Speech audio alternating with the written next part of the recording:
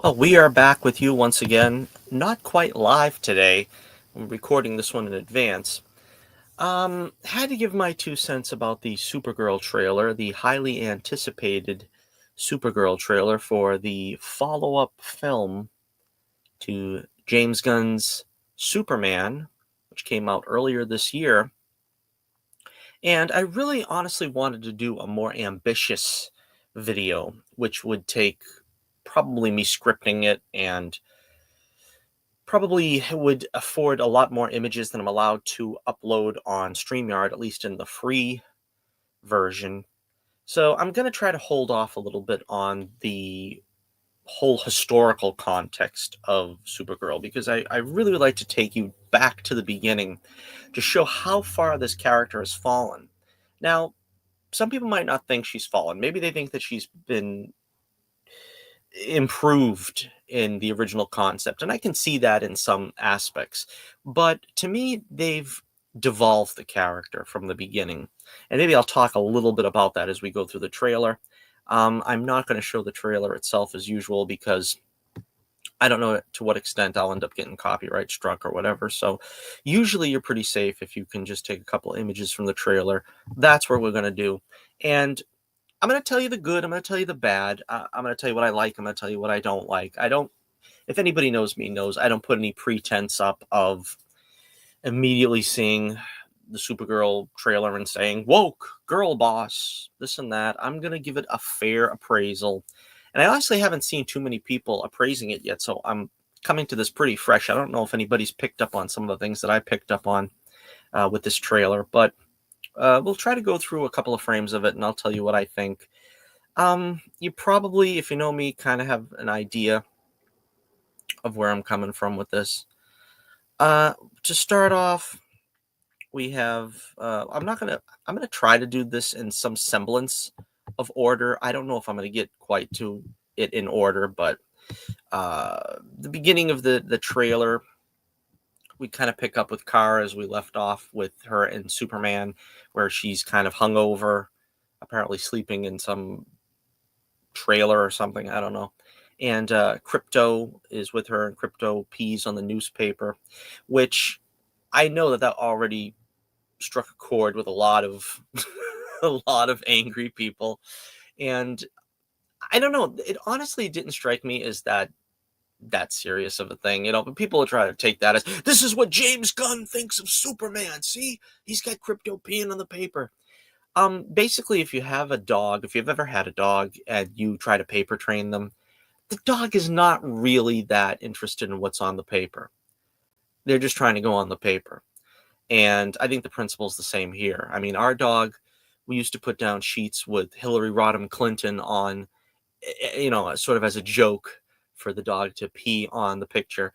And I don't quite think that's what's going on here. I mean, I think this is just an explanation of Crypto being paper trained. I also think that it's also a subtle way of trying to. I don't have that image in front of me because I didn't have the heart to put up a picture of Crypto peeing, but it's supposed to show, I think, Superman is saving people's lives in some kind of horrific event. And on the side, you see it says Supergirl saved a cat today.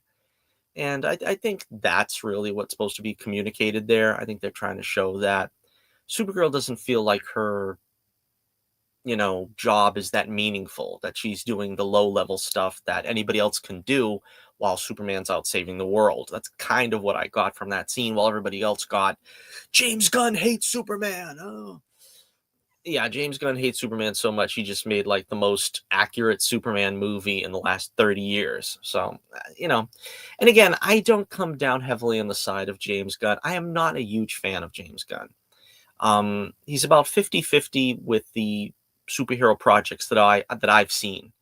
I like Guardians 1, I like Guardians 3.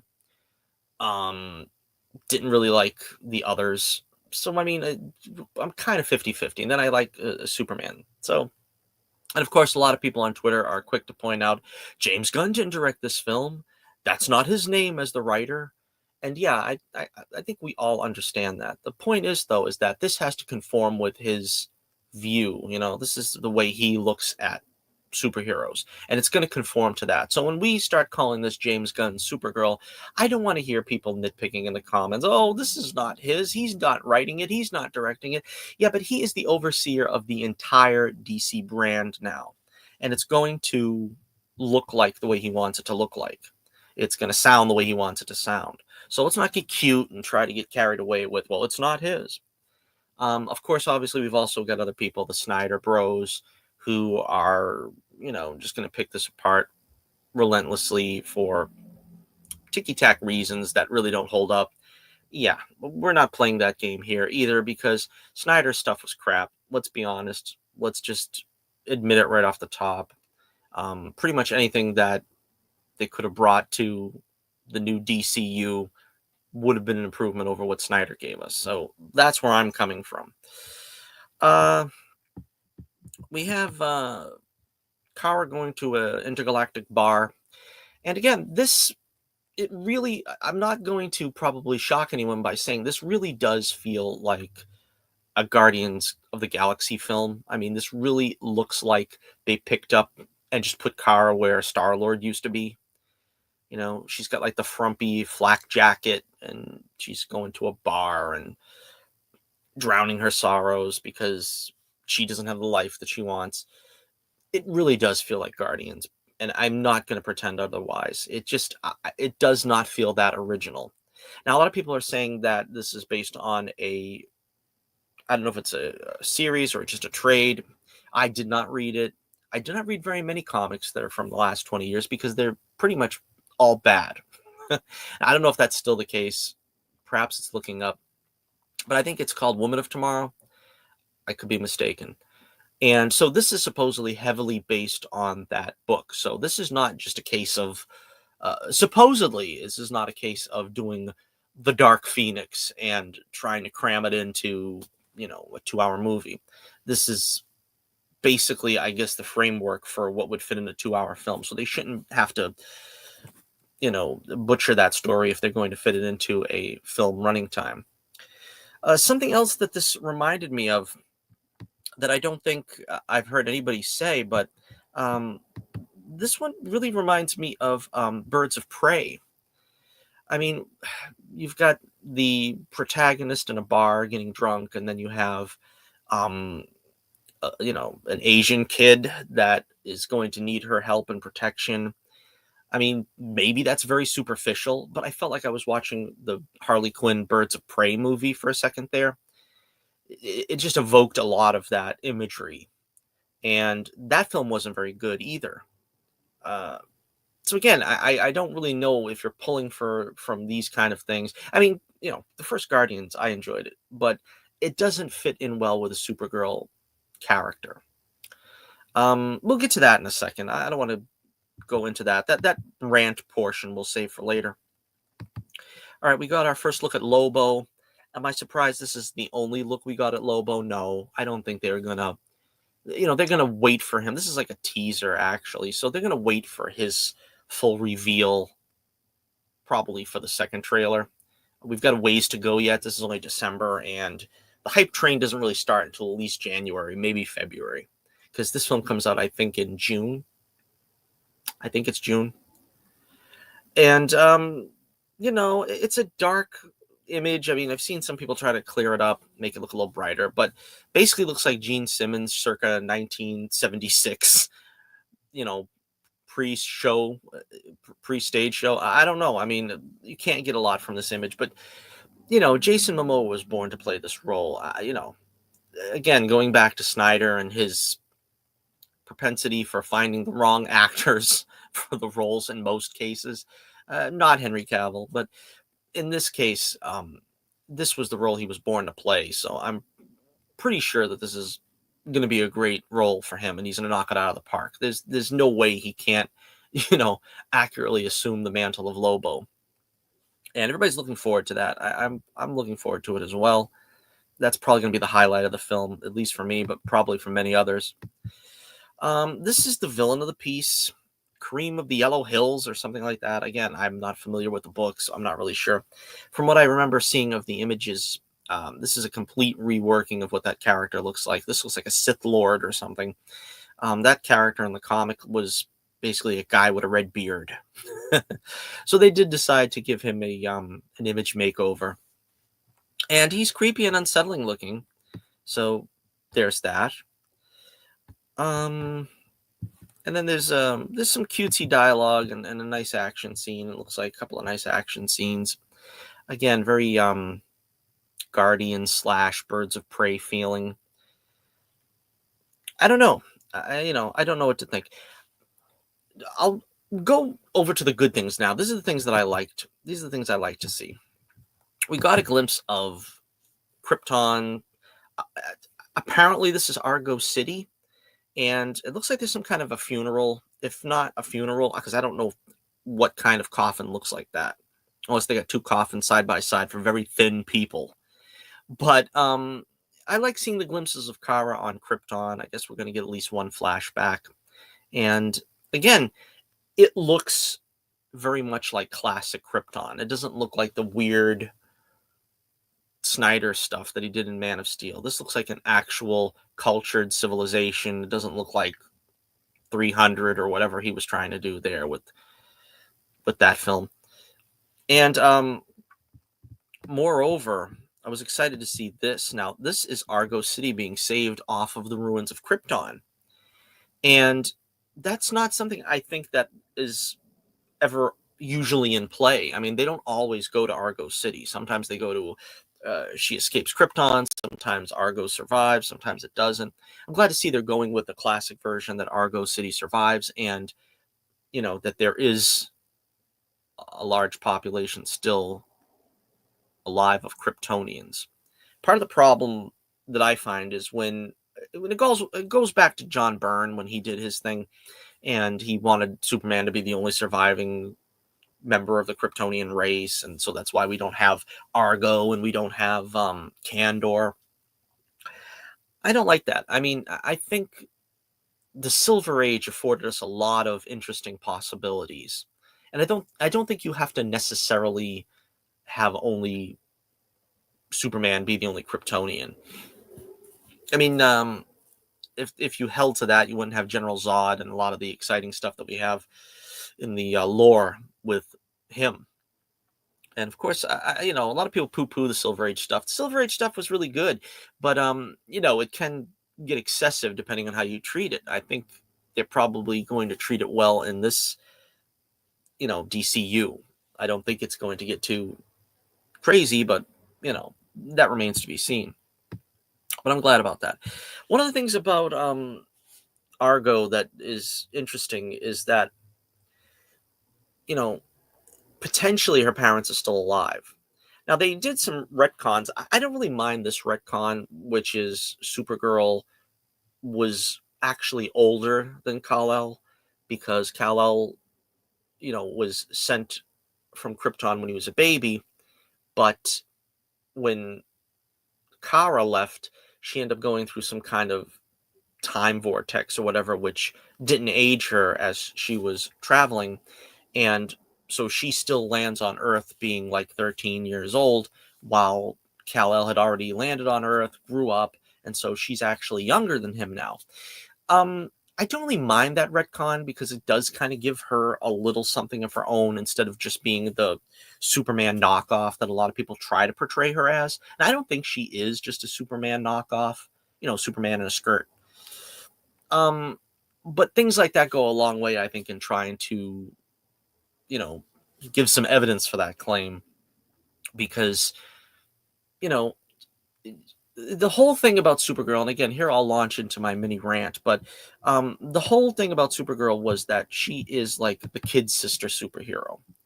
Now, at the end of the trailer, we do get to see her looking somewhat like she's traditionally looked like. She got the bright costume on, and she's smiling, and she's standing in the sunlight. And but traditionally, Supergirl was always the kid sister superhero. I've always contended that especially those early superheroes had certain roles they were made to play. Superman is the patriarch of superheroes. He's superhero royalty. He's the king. Wonder Woman is the queen. She's the matriarch. She's sort of the motherly version of the superhero, nurturing yet strong and forceful. And Supergirl is sort of like the kid's sister. She's like eager to please, wants to get in there and help. She wants to get her hands dirty, but she's young, she's naive, she doesn't quite have the capabilities to handle things on her own. And these are things that I think the best adaptions of Supergirl have done well. I think the 1984 movie with Helen Slater, not a great movie by any means, but they had her character very accurate, and you could tell that that wasn't, that was keeping with the character. I mean, that wasn't a stretch what they did with her in that film. She is still very naive and still very young and innocent. That is something that we haven't seen too much with Supergirl since. Um, Again, flashing forward, there's the Smallville Supergirl, Laura Vandervoot, who, while very attractive, she really didn't possess the iconic Supergirl traits that I was looking for. I didn't watch Smallville a whole lot, so I don't really know if they took her on an arc that brought her there, but that was kind of disappointing. And then Melissa Benoist being probably the only poster child in the 21st century for an accurate version of Kara Zor-El. True that she was stuck in a bad show, but the problem with the CW shows is that they landed smack dab in the middle of the woke era. The woke era really tainted that show.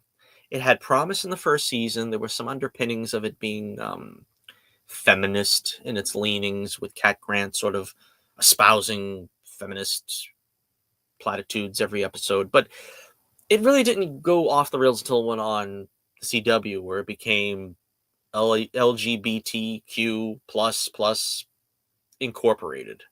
And that basically had to have some kind of bearing on every season.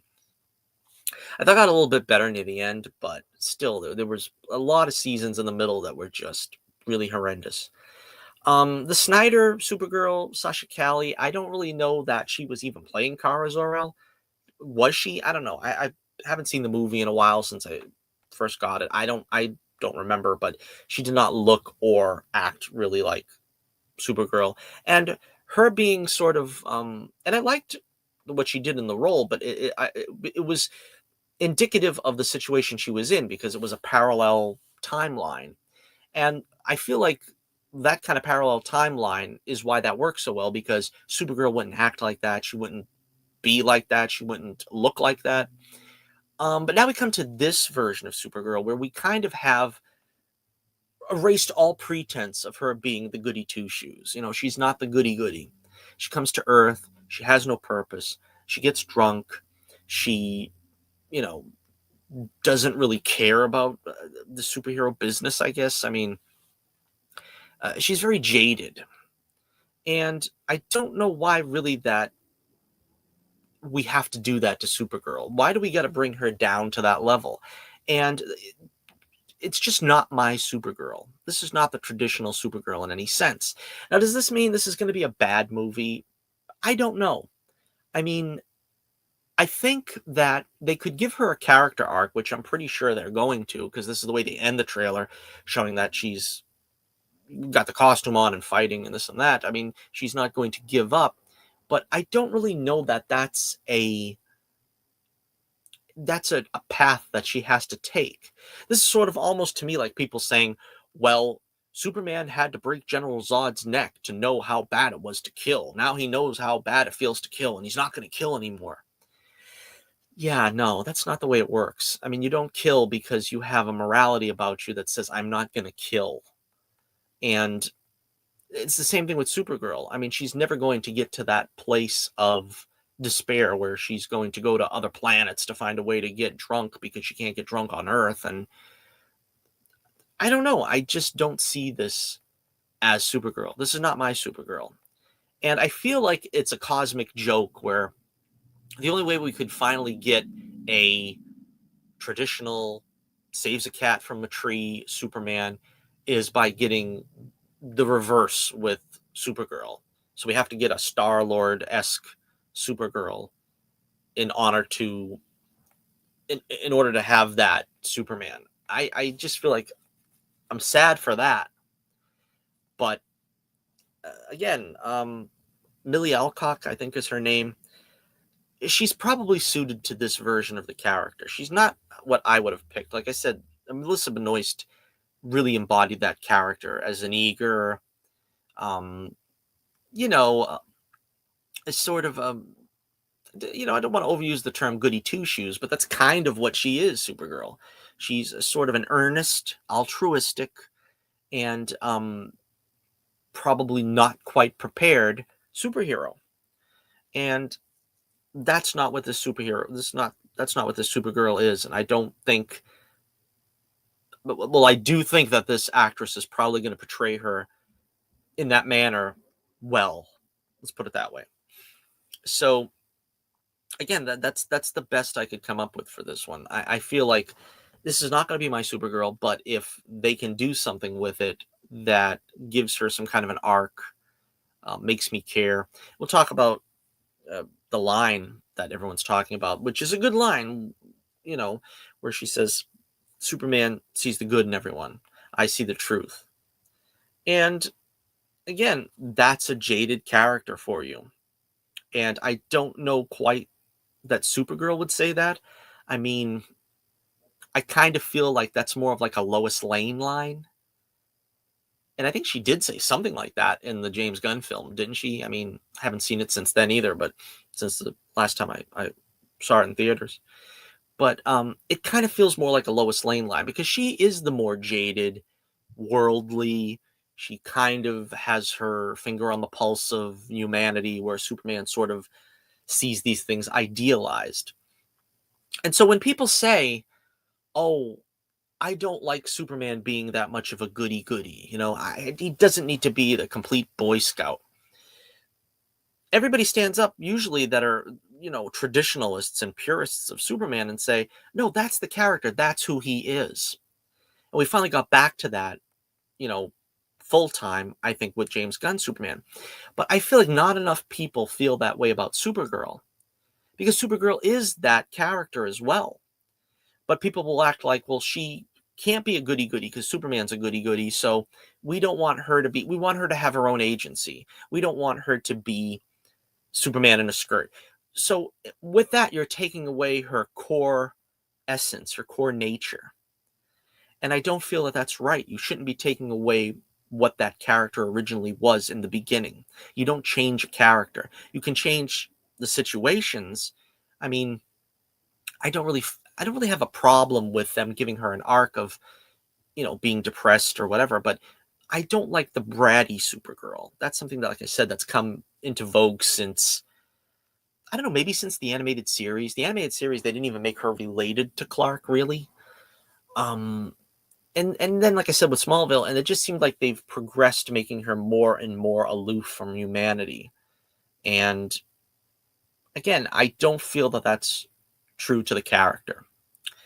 So again, that's my semi rant. I'll probably try to do another video at some point where we do go through the history a little bit better and try to understand how Supergirl was created originally in the comics.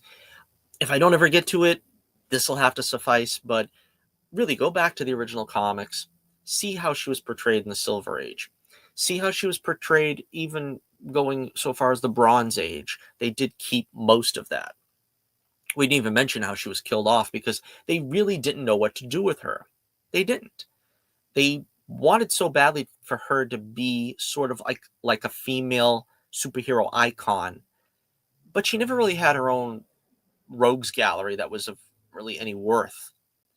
And she kind of just got I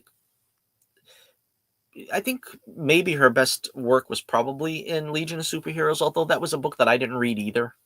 So, I mean, I can't say for sure, but they really never brought her full potential out in the comics, and which led to them killing her off. And then again, like I said, because of John Byrne, they didn't bring her back for quite a while.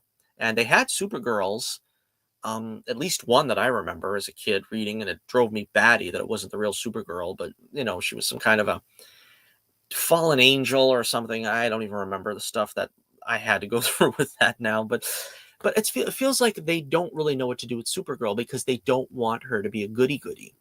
And there are other superheroines that you can make be edgy and tough. And I kind of feel like Batgirl is that, actually. I mean, Supergirl is the kid sister, and Batgirl is sort of the your kid sister's kind of naughty friend. You know what I mean? Batgirl is kind of she's out there and she's lying to her father. She's leading a double life. She's getting into danger and stuff. Kara's really never in danger. I mean, unless somebody's got kryptonite. But to me, it feels like they try to give Supergirl the edge that Batgirl is supposed to have. She's supposed to be sort of an edgier heroine, if you ask me. Supergirl is not edgy. Wonder Woman is not edgy. They try to make her more edgy than she is. I think she's a little bit more forceful than Kara. She's not quite the goody goody that I would call Supergirl, but I think they both share the sort of naivety that they can make a difference in the world without really throwing punches. But then they realize, yeah, you kind of have to throw punches when the criminal element arises. But again, I I don't think this is going to be an awful film. I don't think it's going to be a great film either. I mean, it's not going to be a film for me because it's not with the traditional Supergirl, which is what I really want to see. And I'm going to be honest with you. I'm probably not going to enjoy it. I am going to see it, and I hope it wins me over because it very well could. So, what did you think about the Supergirl trailer, the new Supergirl film that will be out next year in June, I believe? And let me know what you think in the comments below. And I'm really excited to hear from you. And, we've got a long wait here. Next up probably will be the Avengers Doomsday trailer. So we'll try to get a video on that whenever that one drops. So until next we meet, this is Johnny Torch reminding you once again, keep the flame burning brightly, and I'll be with you again real soon.